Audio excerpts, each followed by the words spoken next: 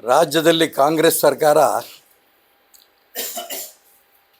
ಒಂದು ರೀತಿಯಲ್ಲಿ ಹಿಂದೂಗಳಿಗೆ ನರಕ, ಮುಸಲ್ಮಾನರಿಗೆ ಸ್ವರ್ಗ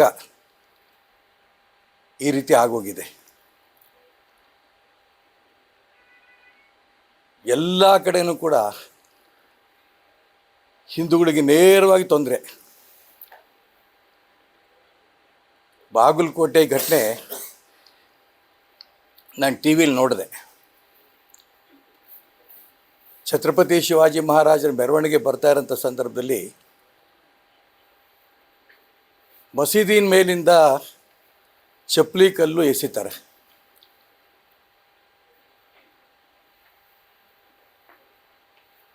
ಮುಖ್ಯಮಂತ್ರಿಗಳು ಹೇಳ್ತಾರೆ ಇದ್ರ ಬಗ್ಗೆ ನಾವು ಕಠಿಣ ಕ್ರಮ ತಗೋತೀವಿ ಅಂತ. ಮಸೀದಿನಲ್ಲಿ ಕಲ್ಲು ಚಪ್ಪಲಿ ಯಾಕೆ ಬಂತು?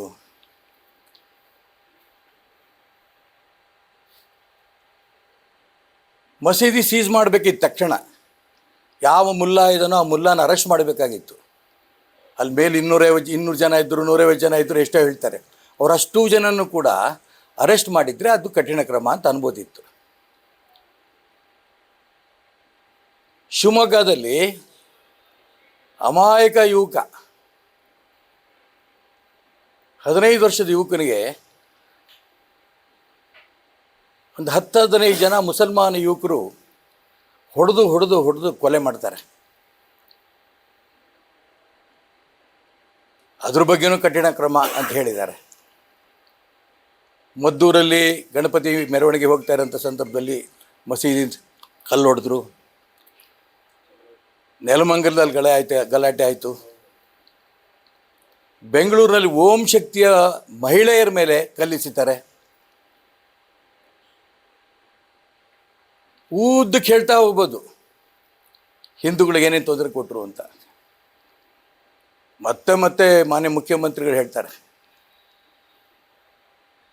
ಕರ್ನಾಟಕ ಕುವೆಂಪು ಅವರ ಕೋಟ್ ಮಾಡ್ತಾರೆ, ಸರ್ವಜನಾಂಗದ ಶಾಂತಿಯ ತೋಟ.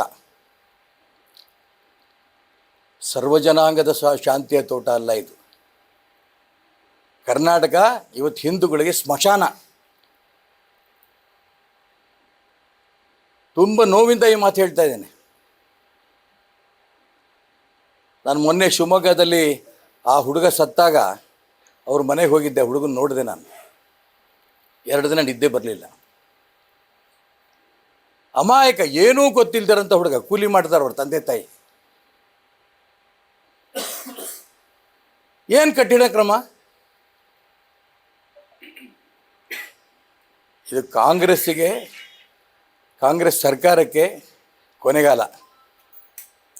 ಈ ಸಿದ್ದರಾಮಯ್ಯ ಮುಖ್ಯಮಂತ್ರಿ ಆಗ್ತಾರೋ, ಡಿ ಕೆ ಶಿವಕುಮಾರ್ ಮುಖ್ಯಮಂತ್ರಿ ಆಗ್ತಾರೋ, ದಲಿತ ನಾಯಕರು ಮುಖ್ಯಮಂತ್ರಿ ಆಗ್ತಾರೋ, ಯಾರಾದರೂ ಕೂಡ ರಾಜ್ಯದಲ್ಲಿ ಹಿಂದೂಗಳಿಗೆ ಕೊಡ್ತಾ ಇರೋಂಥ ಒಂದು ಹಿಂಸೆ, ನಾವು ಯಾಕಾದರೂ 136 ಸೀಟ್ ಗೆಲ್ಲಿಸ್ದ್ವಪ್ಪ ಅಂತ ಪಾಪ ಮಾಡಿದ್ದೀವಿ ಏನಂತ ಮಾತನ್ನು ಇವತ್ತು ರಾಜ್ಯದಲ್ಲಿ ಜನ ತೀರ್ಮಾನ ಮಾಡಿದ್ದಾರೆ.